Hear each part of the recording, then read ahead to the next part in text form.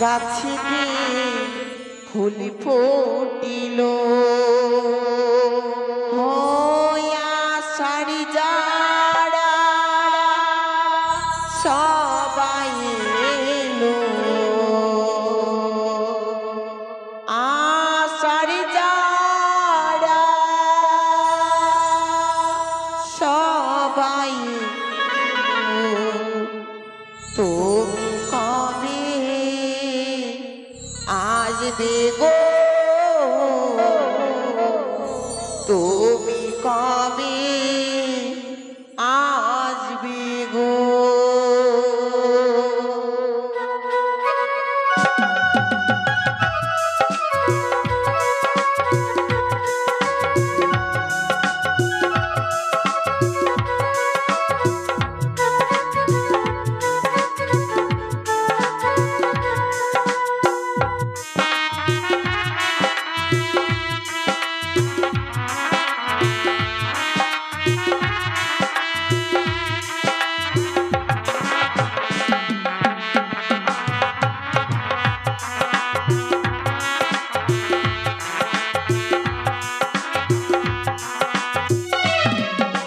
শ্রাবণ এলো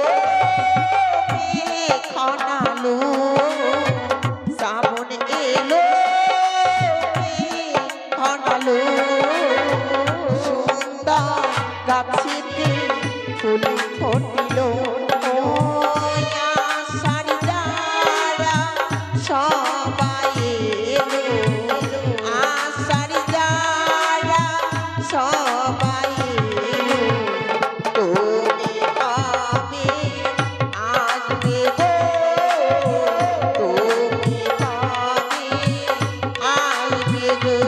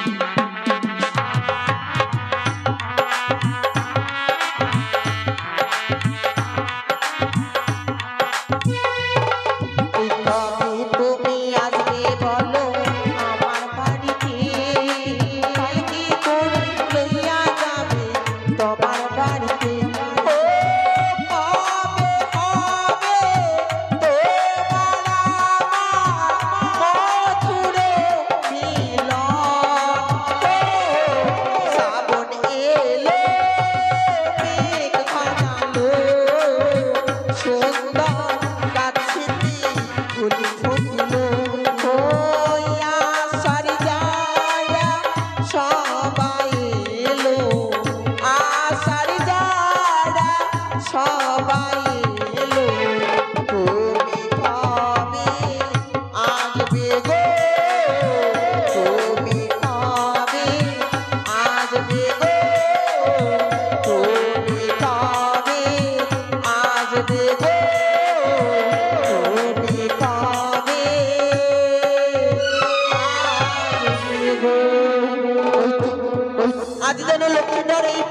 বাড়ি ফিরে যাচ্ছি, তবে আমি কিছু সময় বিলম্ব করি না কেন, দেখি সেই লক্ষ্মীদার কতক্ষণে আসি।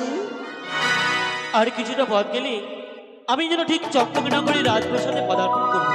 আমি যাই, বড় বিলম্ব হয়ে যাচ্ছি, যাই ছুটে। এ কি, তুমি পথ দেখে চলতে পারো না?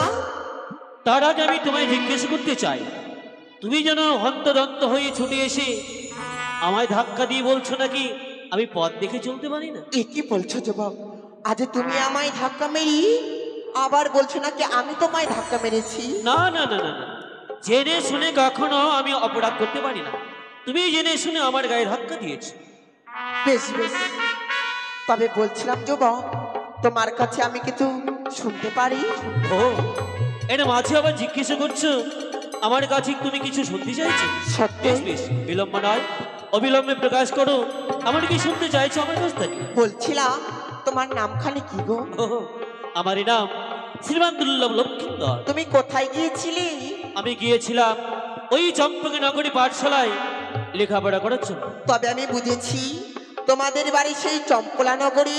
ঠিক তাই। তোমার পিতা অধিপতি চন্দ্রধর? হ্যাঁ, অধিপতি চন্দ্রপতি সওদাগর, ওনার পুত্র আমি শ্রীমান দুর্লভ লক্ষ্মীন্দর। যুবক, তোমাকে আমি আর একখানি কথা বলবো? নিশ্চয়ই বলতে পারো। বলছিলাম তুমি বিবাহ করেছো? সত্যি, তোমার কথা শোনার পর না হেসে যেন আমি থাকতে পারলাম না।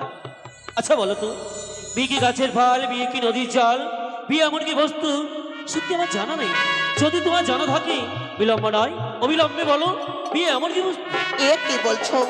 তুমি এত বড় যুবক হয়ে গেছো, তুমি এখনো জানো না বিবাহ কি জিনিস? বিশ্বাস করো, বিয়ে যে এমন কি বস্তু আমার জানা নেই। যদি তোমার জানা থাকে বলো না, বিয়ে এমন কি বস্তু? শোনো যুবক, তুমি যদি বিবাহ করো, তুমি আমার মতো একজন সুন্দরী কন্যা লাভ করতে পারবে। সে তোমার পাশে থাকবে, তোমায় সুন্দর সুন্দর গান শোনাবে গো। তাই বলছি? সত্যই। এইসব কথা বলে তুমি আমার মিছিমিছি যেন বড় বিলম্ব করাচ্ছ। পথ ছেড়ে দাও, যেতে দাও, বড় বিলম্ব হয়ে যায়। সে দেখো গগনে অনেক বড় বেলায় গেছে, যেতে দাও। অমন করে আর তুমি আমায় বাধা করে ওই জন্য আটকে রেখো না। লক্ষ্মীধর হচ্ছে পঞ্চম বৎসর বয়স, তার অঙ্গে নেই কোনো কাম ভাব। তাই তো আমি বিলম্ব না করে এই মুহূর্তে কামদেবের কাছ থেকে কাম ভাব নিয়ে লক্ষ্মীধর অঙ্গে নিক্ষেপ পেলাম, শেষ পেলাম।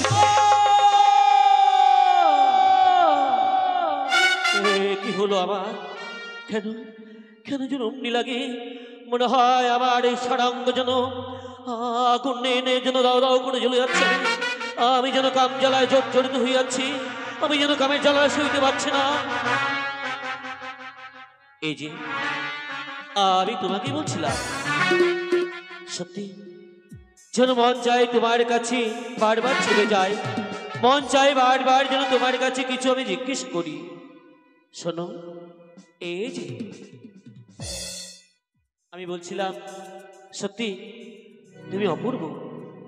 তোমায় দেখে যেন আজ আমি বড় মুগ্ধ হয়েছি, তোমায় দেখে যেন আজ আমি সত্যি বড় পাগল হয়ে পড়েছি। ও মাতা, তাই কি বলি জানো? কি গো? মন যেন চাই তোমার কাছে ছুটে যায়। তাই কি বল, তাই তুমি কর্ণপাত শোনো। বলো বলো।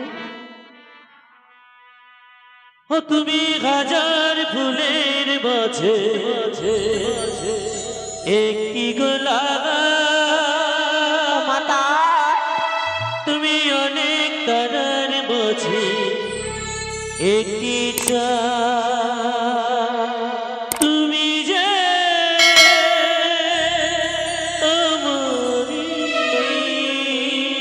তোমারি তোমারি তোমারি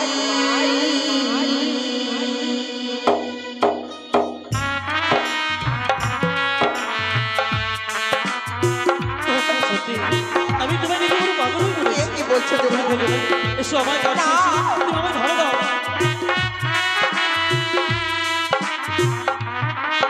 এসো আমার কাছে এসো।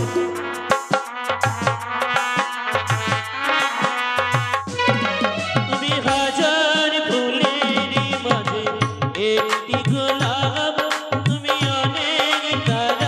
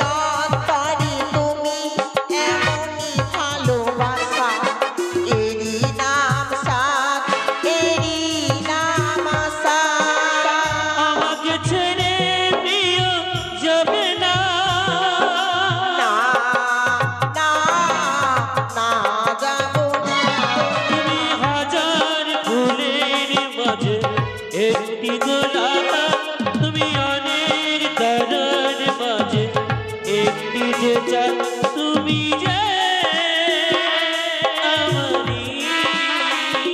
তোমারি তোমারি তোমারি এসো আমি তোমার ছাড়া বাঁচবো না এসো তুমি আমার কাছে এসো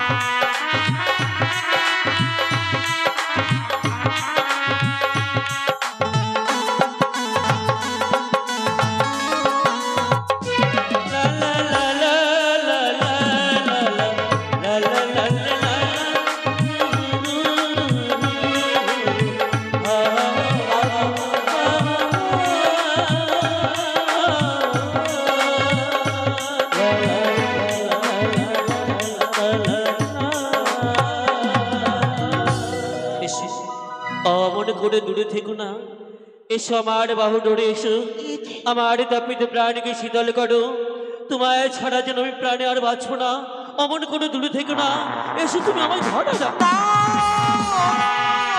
কি জমা আজ তুমি এমন ভাবি পাগল এনে নেই তুমি আমাকে ধরতে আসছো বিশ্বাস করো আমি যেন বড় বিচলিত পড়ে আছি তোমায় ছাড়া যেন এক মুহূর্ত আমি যেন ভাবতে পারবো না তবে স্বর্ণ জবা আজ যদি তুমি আমায় কাছে পেতে চাও তবে যেন তোমায় কিছু কর্ম করতে হবে তোমায় কাছে পেতে গেলে আমায় এমন কি কর্ম করতে হবে তাই তো তুমি আমার সম্মুখে আর বিলম্ব না করি অবিলম্বে ছুটে যাবে সেই গোসা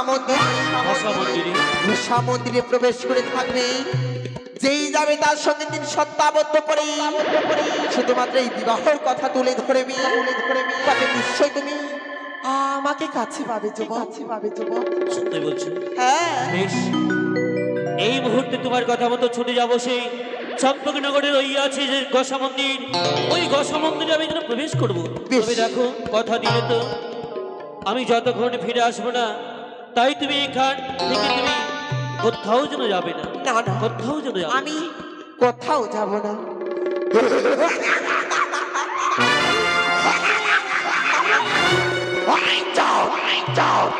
মহামূর্খ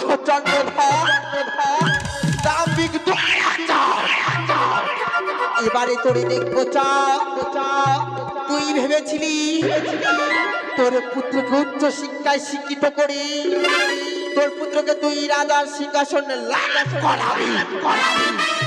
কিছুতেই হতে দিব না আমি শিবিদহিতা পাতালবাসিনী অষ্টকোটি নাগের জননী দেবী এবারে তোর তিল করে বুঝিয়ে দিব দেবীর সঙ্গে সংবাদ করলে তোমার কতটা কষ্ট হতে পারে চা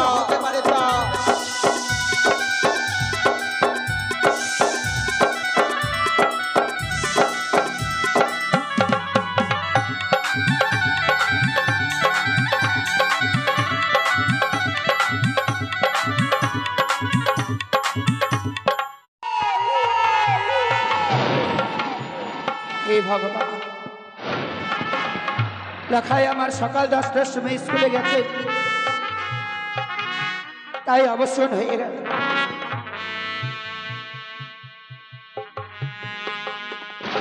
কিন্তু লেখায় আমার এখন ফিরে এলো না কেন? ওরে হতভাগ্য সন্তান আমার, তুই তো জানিস বাবা,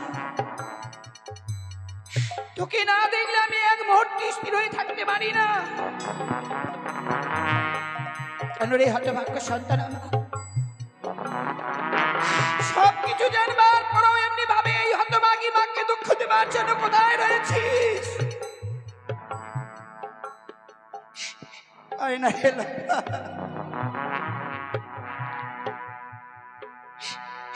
ওরে হতভাগ্য সন্তান আমার,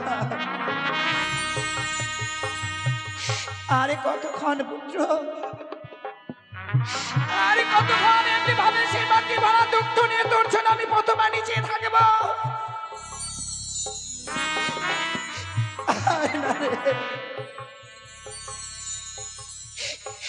ক্ষণিকের জন্য যদি তুই আমার চোখের আড়াল হয়ে যাস, আমার কাছে যেন সারা পৃথিবীর অন্ধকার হয়ে যায়। লেখাই রে,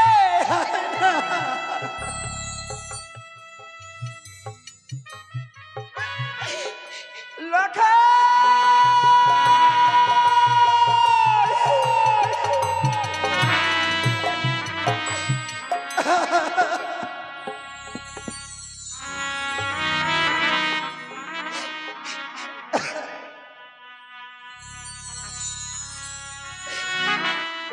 কোথায় গেলি রে?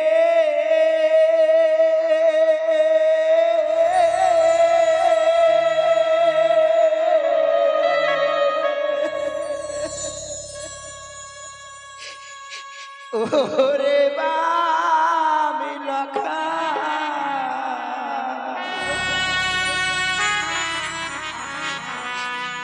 একেবারে মা বলে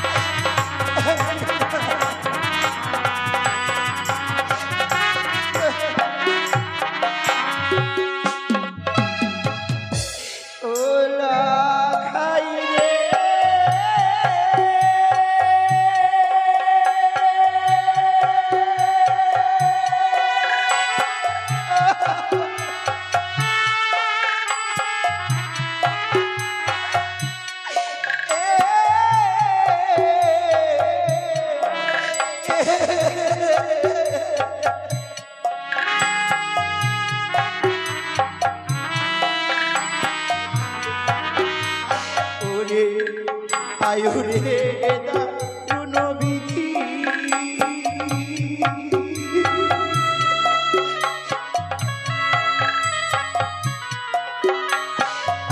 আমার কি আছে গো?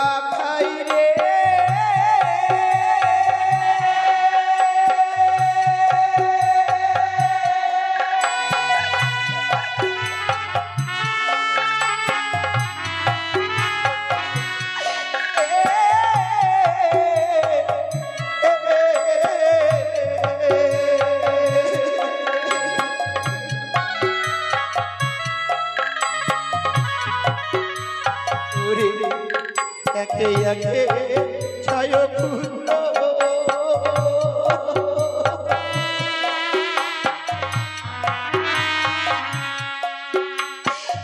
আমি ভাসালাম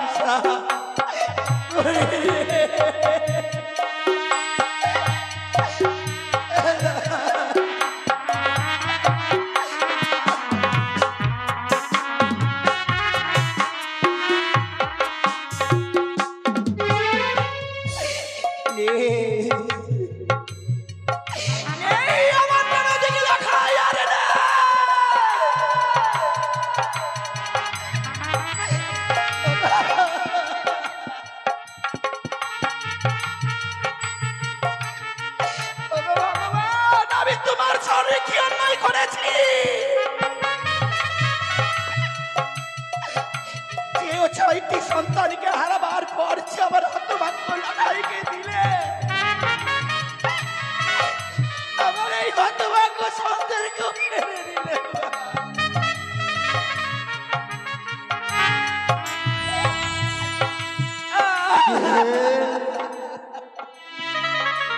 কে কাচ্ছে? হয়তো রানীমার কণ্ঠের সুর ভেসে আসছে। না না, এই মুহূর্তে আমি প্রবেশ করব। কি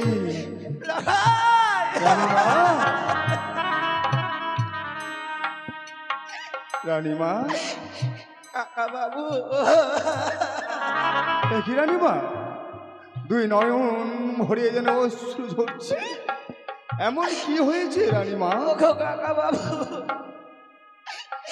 আমার বুকের মানিককে মনে হয় আমি হারিয়ে দিলাম গো। এ কি কথা দাদু ভাই? আমার লখাই, আমার লখাইকে আপনি সকাল 10টার সময় স্কুলে দিয়ে এসেছিলেন। হ্যাঁ, দিয়েছিলাম, কিন্তু অবশ্য রয়ে গেল কই, আমার লখাই তো ফিরে এলো না। দাদু ভাই ফিরে আসবি? একই কথা রানীমা। ছোট্ট ছেলে এখনো বাড়ি ফিরেনি, একই কথা বলছো রানীমা? ও কাকা বাবু, দোহাই গো, আপনার পায়ে ধরে বলি, আমার বুকের মানিককে একটিবার ফিরিয়ে দিন না গো।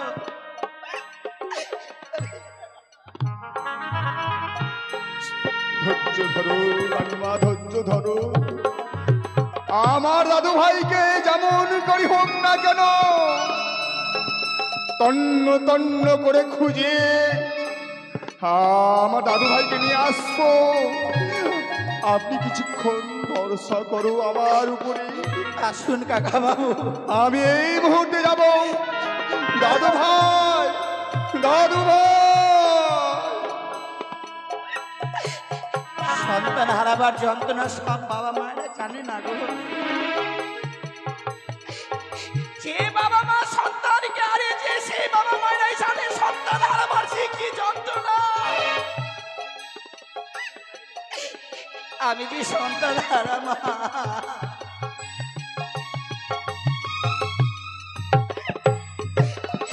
ওগো ভগবান, যত দুঃখ দেবে তুমি শুধুমাত্র আমাকেই দেবে। এমনি ভাবে কোনো মায়ের কোল শূন্য করে নিও না গো। যে আমি সহ্য করতে পারছি কোনো মা সহ্য করতে পারবে না। দয়া করে কোনো মা বাবার কোল শূন্য করে দিও না।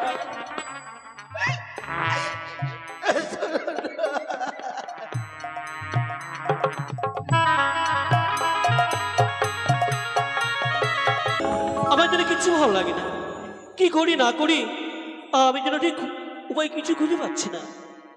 এই গসা মন্দিরে প্রবেশ করেছি, এই গসা মন্দিরে প্রবেশ করে বেশ কিছুক্ষণ হয়ে গেল, এখনো অবধি কেউ এলো না কার কাছে।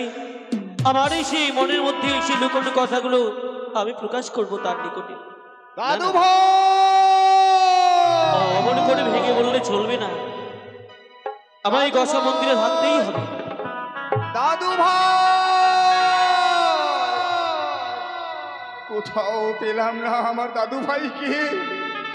আমি আমি যে রানীমাকে কথা দিয়েছি, যেখান থেকে পারি না কেন আমার দাদু ভাইকে আমি নিয়ে আসবই আসবই। দেখি গোসাঘরের দরজাখানা বন্ধ, সেই গোসাঘরে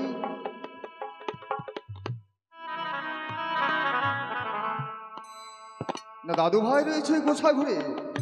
একটি বার ডেকে দেখি, দাদু ভাই, ও দাদু ভাই। একে এ তো মনে হচ্ছে মন্দিরের কণ্ঠেশ্বর। ও, আমি সে গৃহবাজে ফিরে যাইনি তো, তাই জন্য বুড়ো মানুষটা খুঁজতে খুঁজতে এই গসা মন্দিরের দিকে এগিয়ে এসেছি। না না না, আমায় সাড়ে দিতে হবে। কে? মন্ত্রী দাদু নাকি? ওই তো আমার দাদু ভাইয়ের কণ্ঠেশ্বর। দাদু ভাই, এই তো আমি গসা মন্দিরে রয়েছি। এসো এসো, বেরিয়ে এসো দাদু ভাই, বেরিয়ে এসো। না না, আমি গসা মন্দির হতে এইভাবে আমি বেরোতে পারি না। হ্যাঁ, বেরোবো যদি তুমি আমার সঙ্গে দিয়ে সত্যকে কায়ার করো, তাহলে এই গসা মন্দিরের দ্বারখানা আমি মুক্ত করবো, নচিত এই গসা মন্দিরের দ্বারখানা মুক্ত করবো না। বেশ দাদু ভাই, বেশ, তোমার ৩০০ অঙ্গীকার আমি করবো, তুমি বেরিয়ে এসো। তুমি বলো, এক সত্য, দুই সত্য, সত্য তিনবার। তোমার কথা মতো পালিব শত শতবার বেশ। দাদু ভাই। আমি তাই এই মুহূর্তে দ্বারখানা আমি যেন মুক্ত করে দিচ্ছি। এসো দাদু ভাই, এসো। এ কি দাদু ভাই, এ কি তোর বদনখানা যেন শুকিয়ে গিয়েছে, এমন কি হয়েছে দাদু ভাই? সত্যি আমার এমন কি হয়েছে দাদু? তুমি আমায় ছোট থেকে কোলে পিঠে করে এতটি বড় করে তুলেছ। হ্যাঁ, আমি যখন যা চেয়েছি তুমি আমায় তাই দিয়েছো। যদি আজ আমি তোমার কাছে কিছু চাই, দেবে না আমায়? বেশ, বলো বলো, এমন কি চাই তোমার, বলো। বেশ, আমার মনের কথাগুলো পথ চলতে চলতে আমি তোমার কাছে প্রকাশ করছি, কেমন? বেশ। শোনো শোনো ও মুরিদাদু, বলি যে তো মারে,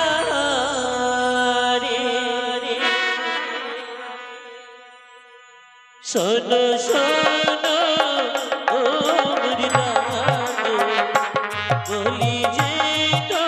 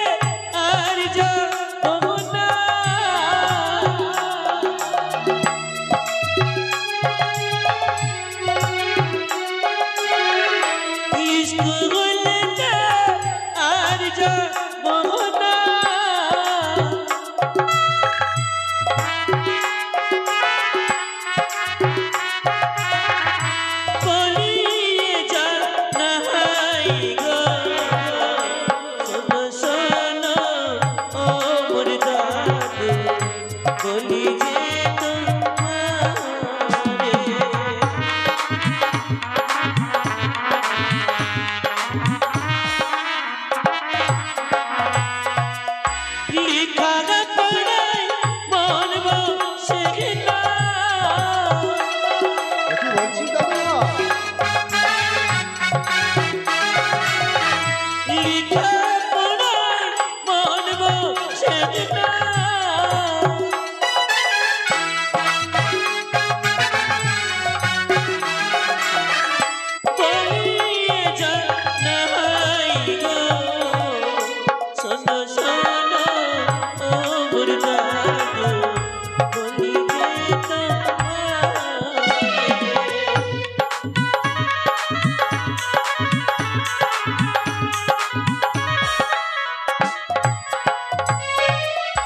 তাহলে লেখাপড়া করবি না তুই? না দাদু, এ কি বলছিস দাদু ভাই? মন চাই না সে যাই ওই স্কুলেতে লেখাপড়া করার জন্য, তাছাড়া লেখাপড়ায় যেন আমার মন বসে না। তাই আমার মন কি চাই জানো দাদু? কি চাই? বেশ, আমি তাই বলছি। আরে সামনে যে সন্তান আমার দাদু,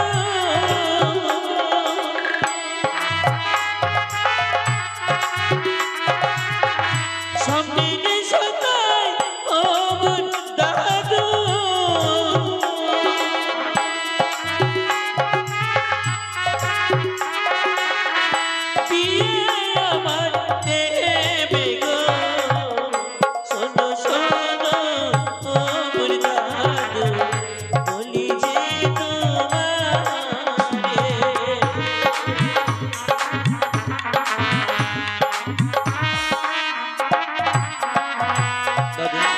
সত্যি বিয়ে যেন বড় যেন বিচলিত হয়ে পড়েছি, একেবারেই যেন মন আমার বড় চঞ্চল হয়ে পড়েছে। আমি যেন বিয়ে করতে চাই দাদু। দাদু ভাই, যে কথা বললি তুই আমাকে, তোকে তো বিয়ে দিবেই, উচ্চ শিক্ষায় শিক্ষিত করে 10 জনের 1 জন হতে চাই, সেই জন্য তোকে এই স্কুলে ভর্তি করা হয়েছে। আমি চাই না, আমি চাই না সে লেখাপড়া করতে, আমি চাই না সে মানুষের মতো মানুষ হতে, আমি চাই না পিতার পরিবর্তে ওই চম্পকনগরের রাজ সিংহাসনে বসে পরিচালনা করতে। আমি শুধু চাই বিয়ে করতে, আমি বিয়ে করতে চাই দাদু। যদি আমার বিয়ের সুব্যবস্থা না করো, সে দেখো দূরে সেই গণ্ডকী নদী, ওই গণ্ডকী নদীতে গিয়ে এই মুহূর্তে ঝম্প দিয়ে আমার প্রাণকে যেন আমি বিসর্জন দিয়ে দেব। না, দাদু ভাই, না, না, ও কথা বলো না দাদু ভাই। তাহলে বলো আমার কথা রাখবি কিনা? বেশ, যেমন ভাবে হোক না কেন, আমি তোমার পিতাকে বলবো তোর বিয়ের ব্যবস্থা করতে। দাদু ভাই, বিলম্ব নয়, অবিলম্বে গিয়ে পিতার কর্ণে তুলে দাও আমার সেই বিয়ের কথাগুলো। বেশ চলো, চলো। দাদু ভাই, বেশ, বিলম্ব করবো না। এই মুহূর্তে তার পিতাকে জানাবো এই বিয়ের কথা, এই মুহূর্তে জানাবো।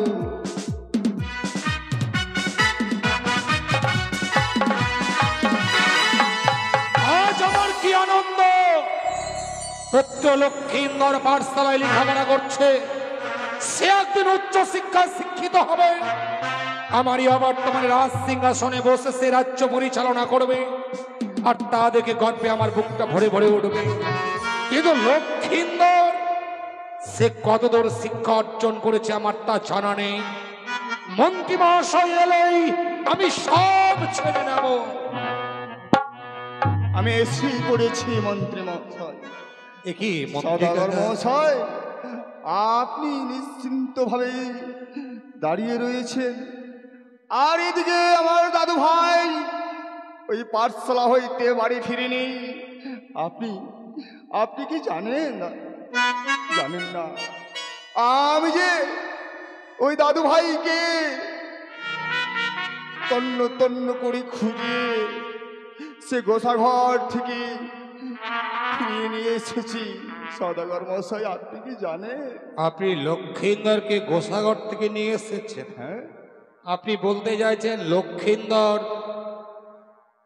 পাঠশালা হইতে রাজ প্রাসাদে ফিরে না আসে ওই গোসাঘরে প্রবেশ করেছিল? হ্যাঁ সদাগর মশাই। মন্ত্রী কাকা, নাবালক সন্তান লক্ষ্মীন্দর সে আজ পাঠশালা হইতে রাজ প্রাসাদে ফিরে আসেনি। তার এমন কিছু অভাব যে সে গোসাঘরে প্রবেশ করেছে। লক্ষ্মীন্দর গোসাঘরে প্রবেশ করছে এ কথা আজ আমি শুনেছি। যদি মোর চম্পকনগরের প্রজাগণ কেউ শোনে, আঙুল দেখে তিরস্কার করে বলবে ওই চলে যাচ্ছে চাঁদ।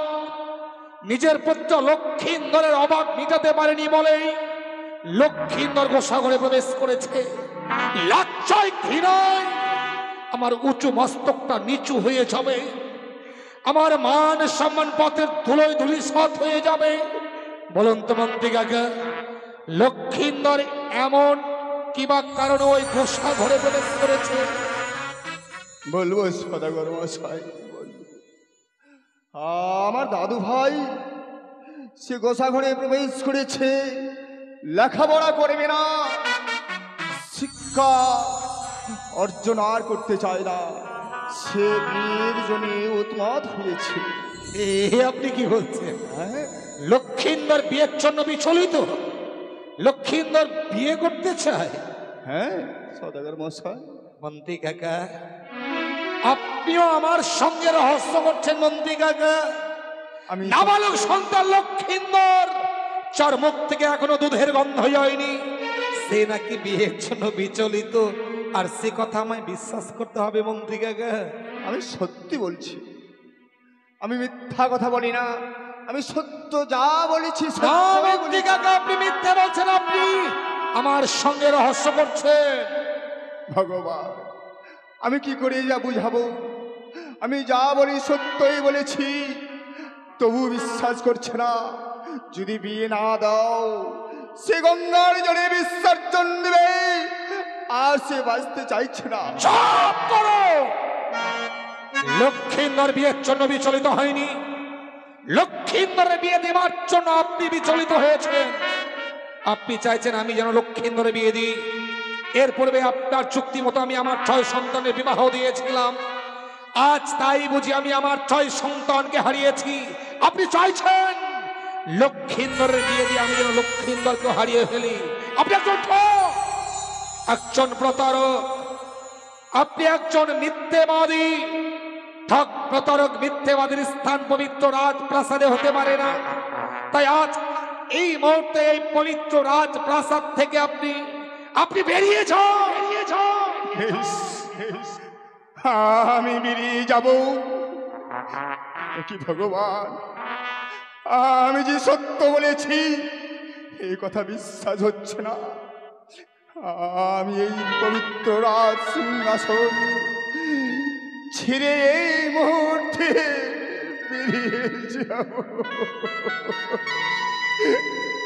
আমি থাকতে চাই না, আমি থাকতে চাই না। এই মুহূর্তে আমি বেরিয়ে যাব। দাঁড়ান, দাঁড়ান মন্ত্রী কাকা। কটু ভাষা প্রয়োগ করেছে বলে পবিত্র রাজপ্রাসাদ পরিত্যাগ করে আপনি চলে যাচ্ছেন। যাবার পূর্বে একটি প্রশ্নের উত্তর দিয়ে জানতো মন্ত্রী কাকা। অবুঝ সন্তান মা বাবার বুকে লাথিও মারে, তাই বলে কি সন্তানকে ছুঁড়ে ফেলানো যায়? আপনি আমার পিতার আমল থেকে মন্ত্রিত্ব করে এসেছেন। আমার পিতার অবর্তমানে আপনাকে আমি আমার পিতৃ আসনে বসিয়েছিলাম। আপনি আমার পিতৃ জ্ঞানে ক্ষমা করুন মন্ত্রী কাকা। কি বলছো সদাগর মশাই? এ কথা বলতে নেই, আমি ক্ষমা করিয়ে দিয়েছি।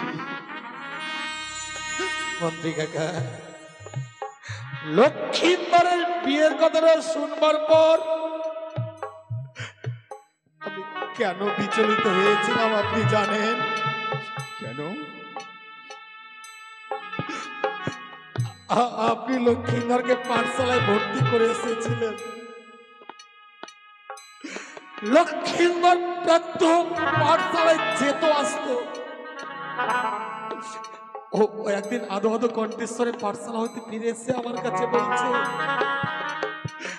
পিতা গো, আমি আর পাঠশালায় যাব না।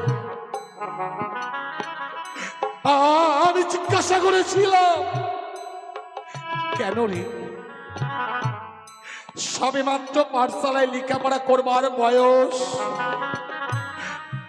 এই বয়সে পাঠশালায় যাবি না কেন? লক্ষ্মীন্দর যেন আমার কাছে ছুটে এসে ও আদো আদো কণ্ঠেশ্বরে কাঁদতে কাঁদতে আমায় বললো, পিতাকে জানো, আমি যখন পাঠশালা হইতে ফিরে আসি, ওই ভয়ঙ্কর নির্জন স্থানে পথ মাঝে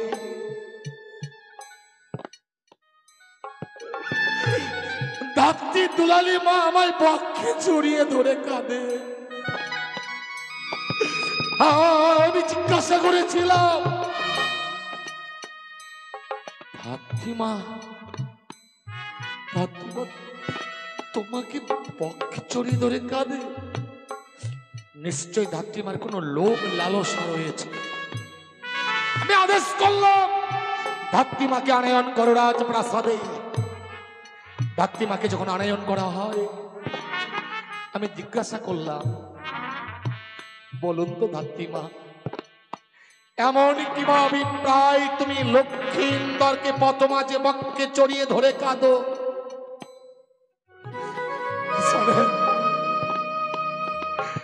সেদিন যেন ধাত্রীমা বলতে নারাজ।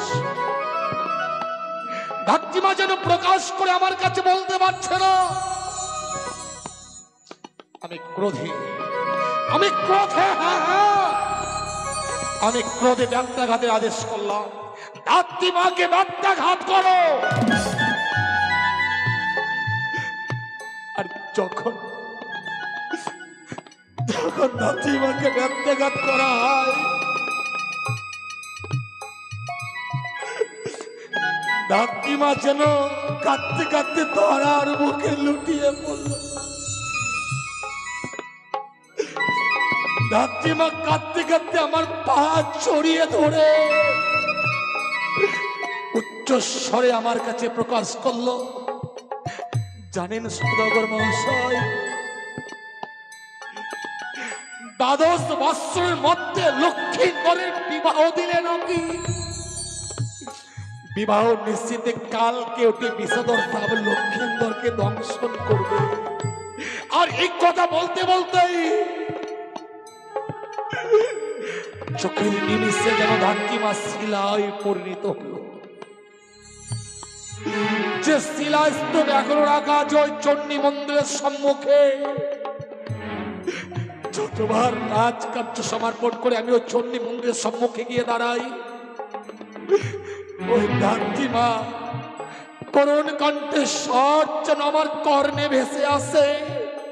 মনে হয় যেন ধাত্রী দেওয়ালিমা আজও লক্ষ্মীন্দরের জন্য কাঁদে। আর সব জেনে শুনে আমি কি করে লক্ষ্মীন্দরের বিয়ের আয়োজন করব আপনি বলতে পারেন? সদাগর মহাশয়, বড় দুঃখের কথা, বিবাহ দিয়ে 6 পুত্রকে হারিয়েছ, তাও কত সত্য। মন্ত্রী মহাশয়, আপনার কাছে একটা অনুরোধ করব। বেশ, আপনার কাছে এমন কোনো যুক্তি নেই যা দিয়ে আমরা লক্ষ্মীন্দরের বিয়ের কথা বিস্মরণ করাবো? আচ্ছা, আমি যখন রয়েছি আমার দাদু ভাই। আপনি কি বলছেন? হ্যাঁ আপনি লক্ষ্মীন্দরের বিয়ের কথা বিস্মরণ করাতে পারবেন? হ্যাঁ, বলুন মন্ত্রী, বলুন এমন কি করলে লক্ষ্মীন্দর বিয়ের কথা বিস্মরণ হবে?